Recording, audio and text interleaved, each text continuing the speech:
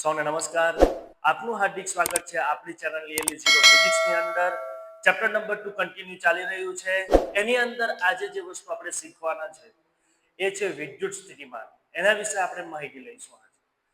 ખૂબ જ અગત્યનું છે આ વિદ્યુત સ્થિતિમાન. આખા ચેપ્ટરની અંદર આ શબ્દ તમને સાંભળવા મળશે. બરાબર, તો ચાલો સ્ટાર્ટ કરીએ. વિદ્યુત સ્થિતિમાનની વ્યાખ્યા મેં ઉપર લખી છે. એકવાર આપણે વાંચીએ છીએ અને ત્યારબાદ એને સમજવાની કોશિશ કરીએ છીએ કે વિદ્યુત સ્થિતિમાન એકચ્યુઅલી છે શું. એકમ ધન વિદ્યુત ભારની અનંત અંતરેથી વિદ્યુત ક્ષેત્રમાંના કોઈ એક બિંદુએ લાવવા માટે, લાવવાનું કેવી રીતના છે? પ્રવેગ રહિત લાવવાનો છે, એટલે કે વેગ એનો બદલાવવો જોઈએ નહીં. વેગ કેવો રાખવાનો છે? અચળ.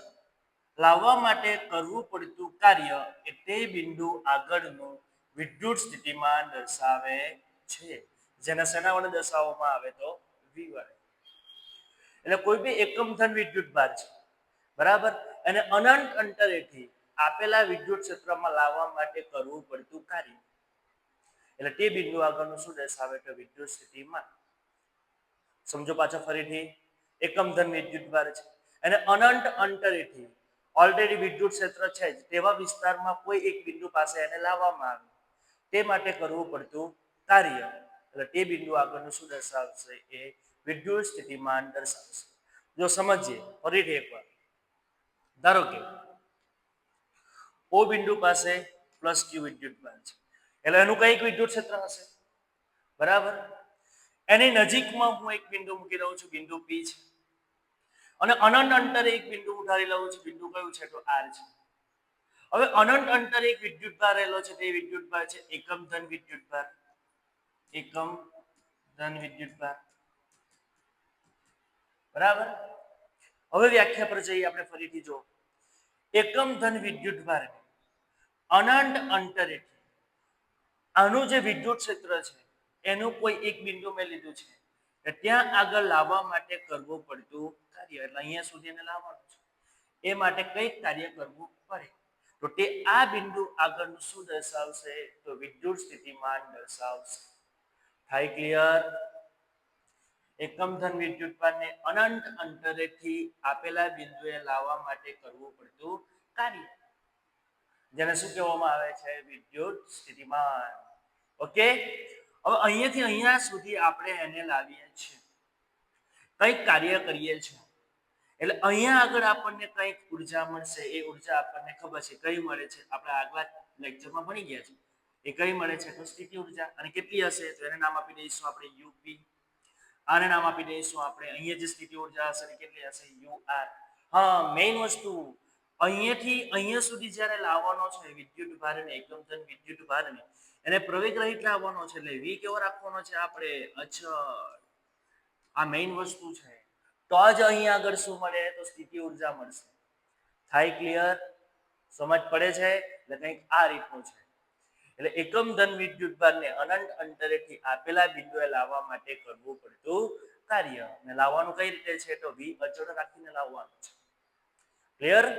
આ એકવાર વાંચશો એટલે આ તમને એકદમ ક્લિયર થઈ જશે. વિદ્યુત સ્થિતિમાનને V વડે દર્શાવવામાં આવે છે. ક્લિયર? એટલે વિદ્યુત સ્થિતિમાનની વ્યાખ્યા લખો તો આ રીતે લખી દેવાશે, બરાબર. હવે સમજાવો અહીં કે મેં તમને જે સમજાવ્યું છે ને એને જ આપણે વાક્યના સ્વરૂપે લખવાનું છે. ચાલો લખીએ. જો બિંદુ O પર પ્લસ ક્યુ વિદ્યુત ભાર મૂકેલો,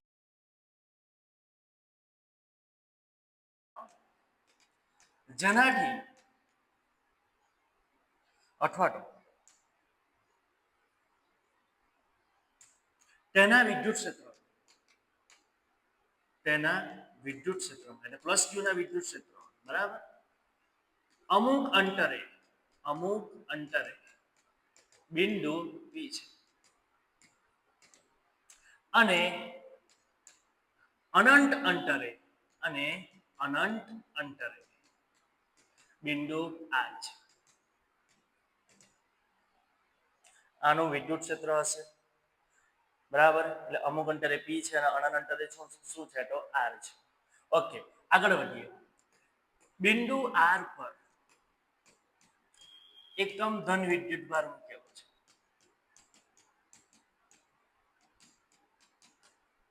જે અનંત અંતરે છે, જે અનંત અંતરે છે. હવે એકમ ધન વિદ્યુતભાર, હવે એકમ ધન વિદ્યુતભાર બિંદુ આર થી પી સુધી પ્રવેગ રહિત લાવવા માટે કરવું પડતું કાર્ય એ સ્થિતિ ઉર્જા આપશે. શું આપશે? સ્થિતિ ઉર્જા આપશે. બરાબર. હવે સ્થિતિ ઉર્જા પી બિંદુ પાસે કેટલી હશે? તો બિંદુ પી પાસે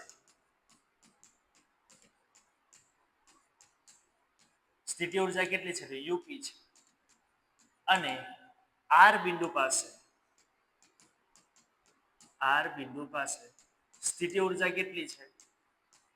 તો યુ આર છે. બરાબર છે. ચાલો વિદ્યુત સ્થિતિમાન નહીં, કેમ કે અહીંયા આગળ આપણને શું મળે? વિદ્યુત સ્થિતિમાન મળે. એટલે પી બિંદુ પી પાસે વિદ્યુત સ્થિતિમાન કેટલું મળે? તો વ્યાખ્યા ઉપર ધ્યાન આપો. એકમ ધન વિદ્યુતભાર, એકમ શબ્દ આવે એટલે ક્યુ તમારો ક્યાં? નીચે. એટલે એકમ ધન વિદ્યુતભારને વિદ્યુત ક્ષેત્રમાંના કોઈ એક બિંદુ પાસે લાવવા માટે કરવું પડતું કાર્ય, એટલે કાર્ય ક્યાં આવે? હવે જે બી કાર્ય કરીએ છીએ એને શેમાં કન્વર્ટ થાય છે? તો સ્થિતિ ઉર્જામાં કન્વર્ટ થાય છે. અને સ્થિતિ ઉર્જા કેટલી મળે? તો આપણને ખબર છે યુપી માઇનસ શું કરવાનું? યુઆર. કેમ કે બે સ્થિતિ ઉર્જા છે ને અહીંયા આગળ, અને અહીંયા આગળ સ્થિતિ ઉર્જા કેવી હશે? વધારે હશે. સમજ પડે છે? એટલે યુપી માઇનસ યુઆર છેદમાં શું છે? તો ક્યુ.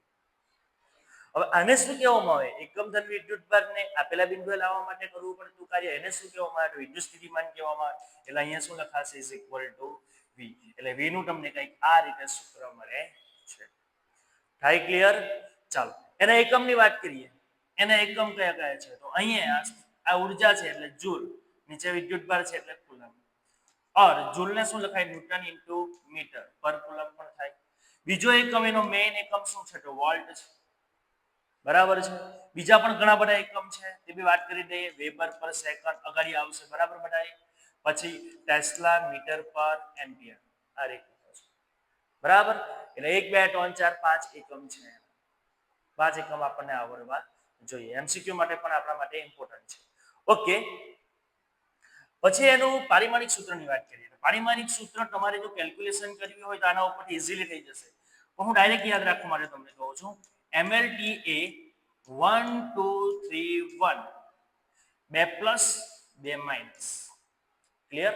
1 2 3 1 બે પ્લસ બે માઇનસ. ક્લિયર? એટલે આ રીતનું કંઈક વિદ્યુત સ્થિતિમાનનો ટોપિક છે.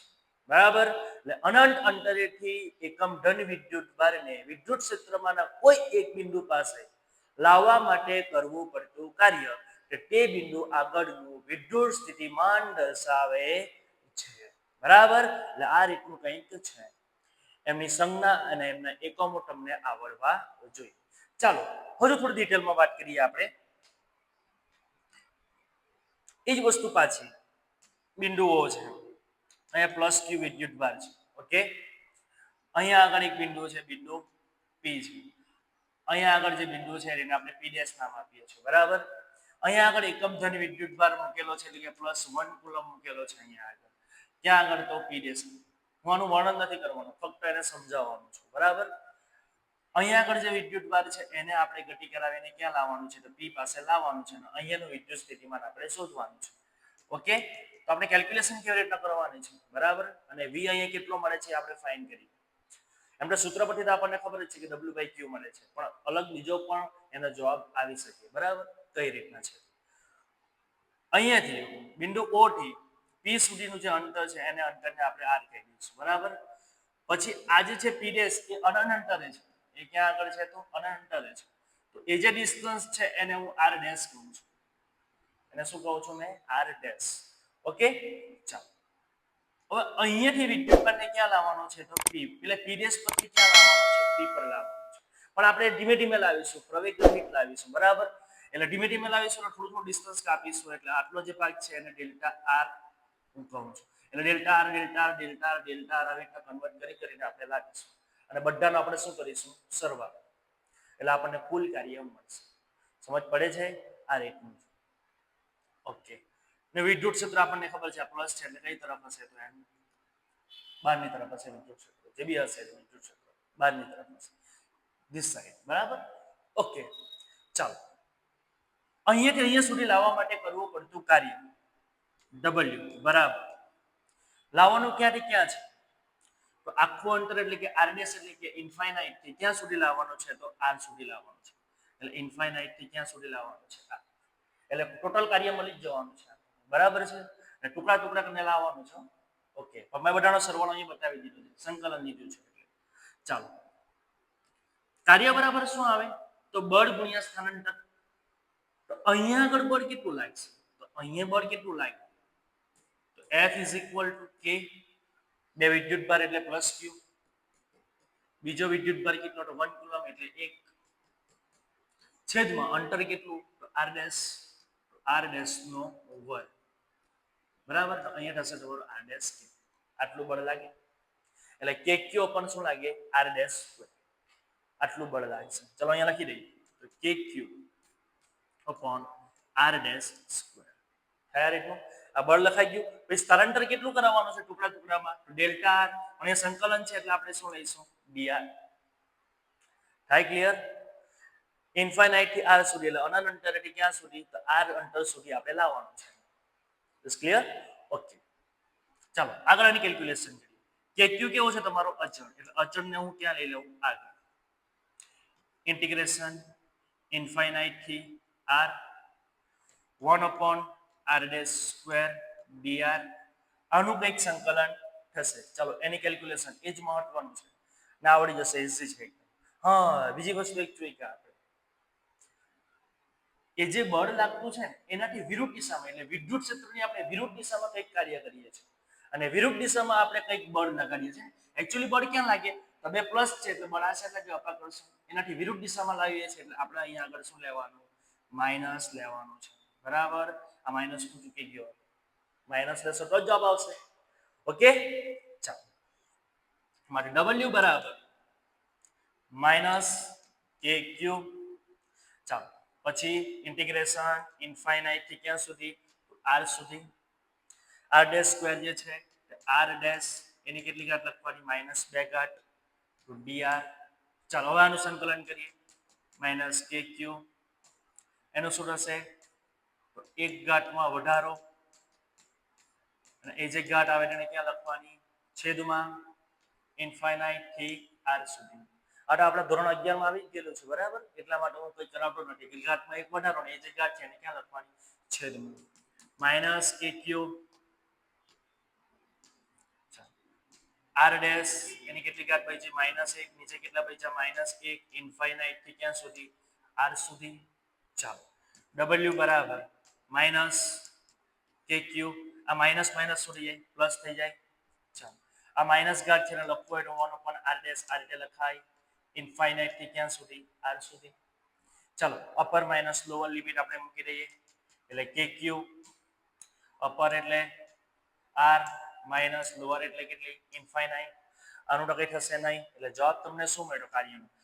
W બરાબર KQ અપન કેટલા મળ્યા છે? r. સમજ પડે છે? એટલે તમને કાર્ય મળી ગયું. આટલું કાર્ય છે. બરાબર? હવે વિદ્યુત સ્થિતિમાન શું કહે છે? વિદ્યુત સ્થિતિમાન આપણને ખબર છે. વિદ્યુત સ્થિતિમાનની વ્યાખ્યા પરથી આપણને ખબર છે કે V બરાબર શું લખાય? તો W/Q. માટે V = કાર્ય કેટલું મળ્યું આપણને? KQ upon r into Q. હવે Q ની વેલ્યુ કેટલી દીધેલી છે? 1 છે. માટે V બરાબર KQ r into કેટલા? 1. માટે V = શું આવ્યું? KQ/r. આ મોસ્ટ ઇમ્પોર્ટન્ટ સૂત્ર છે. એટલે વિદ્યુત સ્થિતિમાનનું તમને સૂત્ર મળે છે V = KQ upon r. સમજ પડે છે? આ રીતની કંઈક છે. આ બેઝિક આપણને ખબર હોવી જોઈએ. જે આગળ વિદ્યુત સ્થિતિમાન સમજાવ્યું છે ને એને થોડું ડિટેલમાં લીધું છે અને મેથેમેટિકલ સ્ટેપ જે પણ આવે છે એ અહીંયા મેં કેલ્ક્યુલેટ કર્યા છે અને આપણને V નું એક સૂત્ર મળે છે KQ upon r. એટલે V ના આપણને બે સૂત્રો મળ્યા છે. V = W/Q વ્યાખ્યા પરથી અને એક આપણને કેલ્ક્યુલેશન કરીને મળે છે KQ upon r. સમજ પડે છે? ઓકે. આગળનું થોડું રિવિઝન કરી નાખીએ આપણે. F હોય તો તેમાં શું હોય? KQ² upon r². E માં શું થયું? કે ક્યુ અપન આર સ્ક્વેર અને પછી શું આવ્યું કે ક્યુ બાય આર. એટલે જો પહેલા અહીંયા બંનેમાં વર્ગ આવતા હતા બરમાં, પછી અહીંથી વર્ગ ગાયબ થઈ ગયો, પછી બંને વસ્તુ ગાયબ થઈ ગઈ અહીંયાથી. સમજ પડે છે? એટલે આ રીતે આપણે યાદ રાખીશું તો પણ ચાલશે. એટલે આ રીતનો એક ટોપિક. બરાબર, આજના માટે બસ આટલું જ. મળીશું બીજા લેક્ચરની અંદર.